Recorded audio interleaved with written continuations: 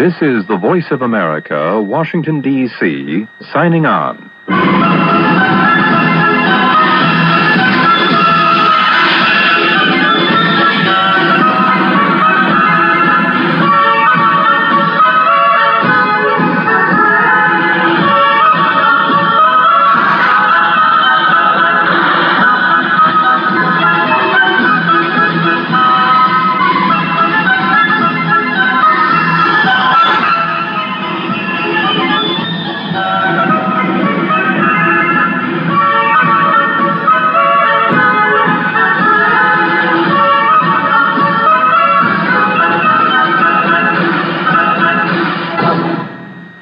This is the Voice of America, Washington, D.C., signing on.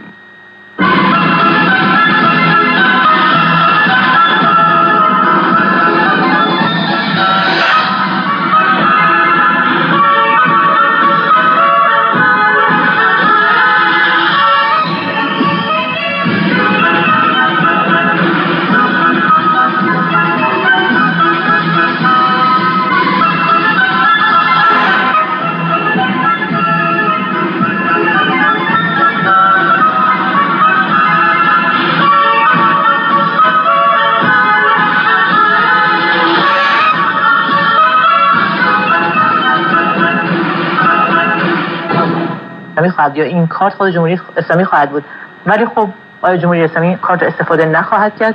خیر، استفاده خواهد کرد و به خاطر همین گزارشاتی هم که در موردش گفتید در مورد نشست‌هاشون، پایگاه‌هاشون همه رو در کنار مدارس تشکیل دادن، به خاطر اینکه در داخل کشور اون شکستی که خوردن. حالا این برنامه‌ای که گذاشتن در مورد سپر انسانی این اولین بار نیست، در مورد سپر انسانی آمادگی رو داشتن، ولی این کشتاری رو که انجام دادن این کار رو ازشون گرفت. خب چون که در جنگ 12 روزه هم سعی کردن بگن بله مردم غیر نظامی مورد هدف اسرائیل قرار گرفتن، شاید در اون مقطع میتونستن استفاده بکنن و اون ایرانی هایی که مخالف جنگ بودن و مخالف جمهوری اسلامی بودن ولی خب مخالف جنگ بودن به خاطر کشتار غیر نظامیان در جنگ 12 روزه، شاید ما اون افراد رو داشتیم، بخش جامعه ایران مخالف حمله بود به خاطر این موضوع، ولی در جنگ این بار کمتر کسیه که مخالف جنگ باشه.